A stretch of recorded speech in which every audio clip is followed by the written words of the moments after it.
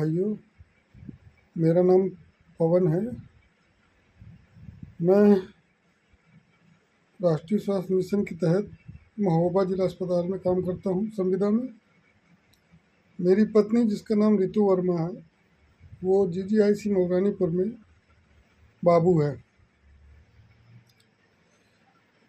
मैंने पिछले साल अक्टूबर की 10 तारीख को अपनी बीवी को किसी के साथ चैट करते हुए पकड़ा था और उसकी चैट देखकर मैंने उसको समझाने का बहुत प्रयास किया था। मेरे समझाने पर उसने कहा था कि मेरा शरीर मेरी मर्जी, मैं चाहे जो करूं, तुम होते कौन हो मुझे रोकने वाले। उसके बाद मैं और मेरी पत्नी हम अलग रह रहे थे। कल रात मैंने अपने बच्चे को वीडियो कॉल किया और वीडियो कॉल पे बच्चा मेरा सो रहा था, तो मेरी पत्नी ने बच्चे की शक्ल दिखाई और उसके बाद फ़ोन को जैसे ही घुमाया तो मुझे किसी दूसरे व्यक्ति का आभास हुआ कि कोई दूसरा व्यक्ति खड़ा हुआ है। और जैसे ही मुझे आभास हुआ, मेरी पत्नी ने फ़ोन कट कर दिया और फ़ोन कट करने के बाद जब फ़ोन कट हो गया तो फिर मैंने काफ़ी सोचा और सोचने के बाद करीब 2 ही 3 मिनट के बाद मैंने 112 नंबर पर कॉल कर दिया। 112 नंबर पर कॉल किया। उसके बाद पुलिस पहुंची वहां पे। और पुलिस पहुंचने के बाद जब मेरे किराए के मकान में पहुंची, जो कि मऊरानीपुर में है, गांधीगंज में, तो वहां उन्होंने दरवाज़ा खुलवाने का काफ़ी प्रयास किया और काफ़ी हल्ला गुल्ला हुआ, जिसके कारण सारे मोहल्ले वाले भी लगभग उठ गए और सभी लोग देखने लगे कि पुलिस क्यों आई हुई है। मैं उस समय महोबा में ड्यूटी पे था।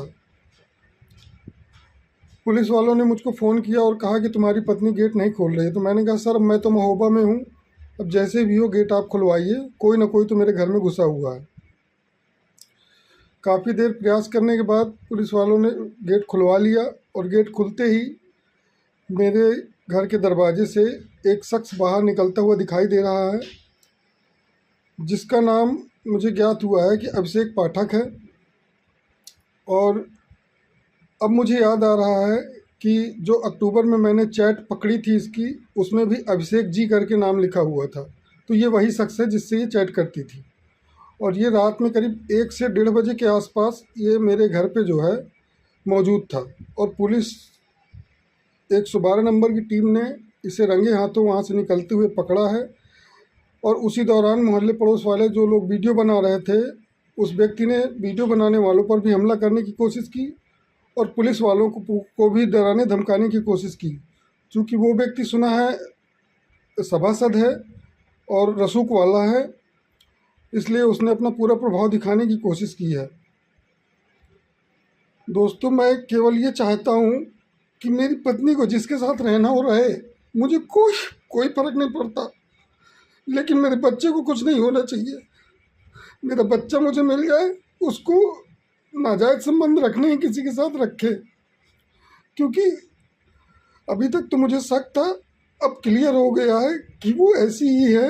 और इसके पहले भी मैं कई बार उसको पकड़ चुका हूँ, रात में किसी न किसी से बात करते हुए कई बार समझा चुका हूँ। हर बार मैंने माफ़ किया है, इग्नोर किया है, लेकिन उसने कभी भी आज तक अपनी गलती नहीं मानी। हमेशा मेरे ऊपर ही प्रेशर बनाती रही और मेरे घर वालों को दहेज हत्या, दहेज हिंसा और घरेलू हिंसा के मामले में फंसाने की धमकी देती रही और खुद आत्महत्या करने की धमकी देकर मुझको चुप करा लेती थी। लेकिन इस बार हद हो गई, घर के अंदर किसी को घुसेड़ लिया। इतनी बेशर्मी, और अभी भी मानने को तैयार नहीं है कि उसने कुछ गलत किया है।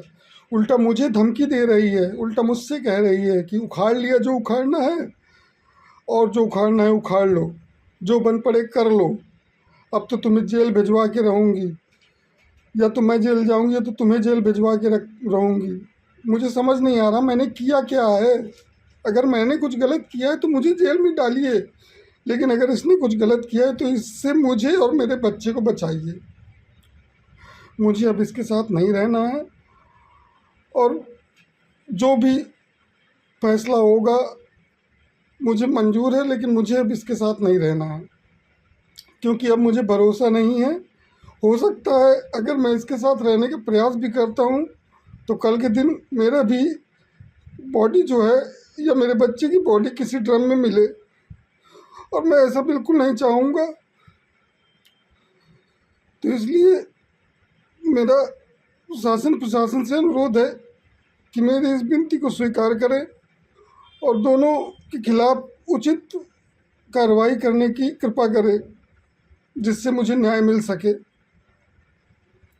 अन्यथा की स्थिति में मेरे साथ कुछ भी हो सकता है, कुछ भी हो सकता है, कुछ भी हो सकता है। मुझे धमकी दे रही है कि मैं मर जाऊंगी, तुम्हारा और तुम्हारा परिवार पूरा फंस जाएगा, मैं फंसा के जाऊंगी।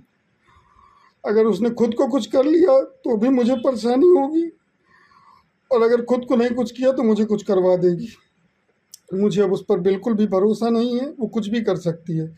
जो स्त्री सबके सामने पकड़ जाने के बाद भी ये बात ना माने कि उससे गलती हुई है, वो कुछ भी कर सकती है। वो बिल्कुल बेशर्मी की हद पार कर चुकी है।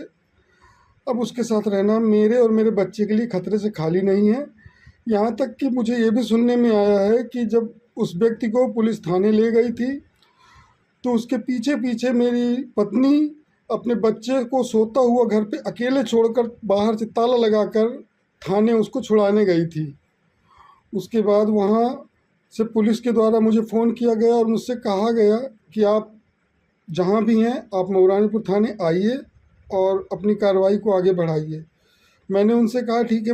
सोशल मीडिया के माध्यम से एक वीडियो प्रकाश में आया है, जब ज्ञात करने पर पता चला कि थाना मऊरानीपुर का है, जो कि एक युवक एक युवती के घर से निकलता दिखाई दे रहा है और बरबन पर सूचना मिली थी, जहां पर मौके पर पीआरबी पहुंच करके उस व्यक्ति को और थाना पुलिस लेकर के आई और वो युवती द्वारा आकर के थाने पर एक लिखित प्रार्थना पत्र दी कि मेरे पेट में दर्द था और मैंने दवा के लिए बुलाया था और मैं इस पर कोई कार्रवाई की आवश्यकता नहीं है। और जो युवक है तो किसी भी पक्ष से किसी भी प्रकार की कोई तहरीर नहीं आई है, और जो वीडियो जिसमें वायरल हो रहा है उसकी जांच की जा रही है। जांच के उपरांत आवश्यक विधिक कार्रवाई की जाएगी। पति ने भी सर एक वीडियो वायरल किया, उसने आरोप लगाया है, इसकी क्या करें? जो उनके पति ने जो भी आरोप लगाया है और जो वायरल हो रहा है, उनके द्वारा कोई थाने पर आकर के किसी भी प्रकार की कोई तहरीर या शिकायती प्रार्थना पत्र नहीं दिया है। आने पर आवश्यक कार्रवाई की जाएगी। सर पार्षद की फोटो भी वायरल हुई है अवैध सुनाई के साथ, उससे क्या कार्रवाई की जाए? इसके ज्ञात करने पर पता चला कि ये 9-10 महीने का पुराना वीडियो है, फिर भी इसकी जांच करके आवश्यक विधिक कार्रवाई की जाएगी। अगर आप ये वीडियो YouTube पर देख रहे हैं तो हमारे चैनल को सब्सक्राइब करें और बेल आइकन को दबाना ना भूलें। अगर आप Facebook पर ये वीडियो देख रहे हैं तो हमारे पेज को लाइक करें।